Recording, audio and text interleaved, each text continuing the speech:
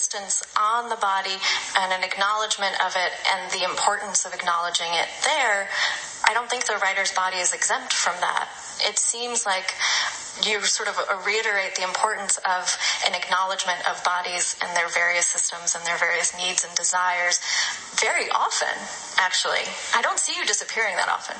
Yeah, and I think it's very much that, yes, I mean, the body is everywhere, and I could even, hear when I'm talking about a body that's too large that you want it to get out of the way. I can hear the sorts of anxieties, actually, that I try to analyze and dissect on the page about taking up too much room or being in the way.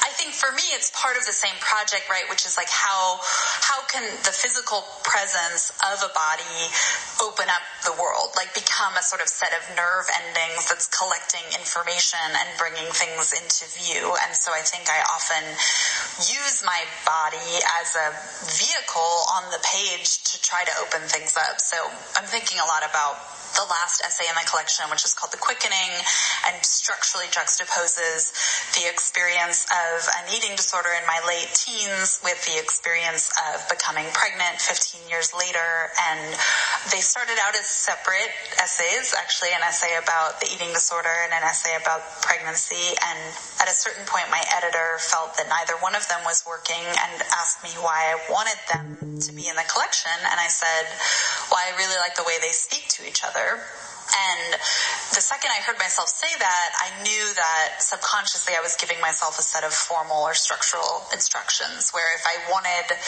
the eating disorder and the pregnancy to speak to each other, I needed to make them speak to each other, and that part of how that was going to happen was by braiding them together. Why do they speak to each other for you?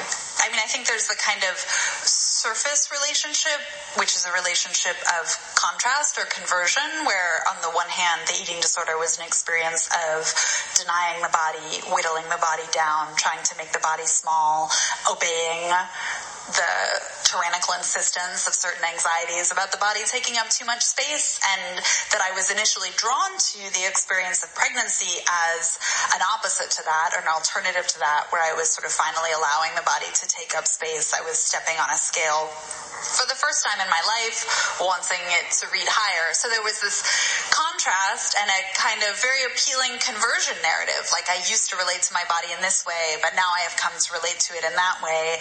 But of course, I mean, as is often the case, I think, in essays, or at least in essays that I write, that conversion narrative exists to be betrayed or turned on, where it's like, right, I wanted to believe in pregnancy as a kind of conversion from this prior disordered self, but actually so much of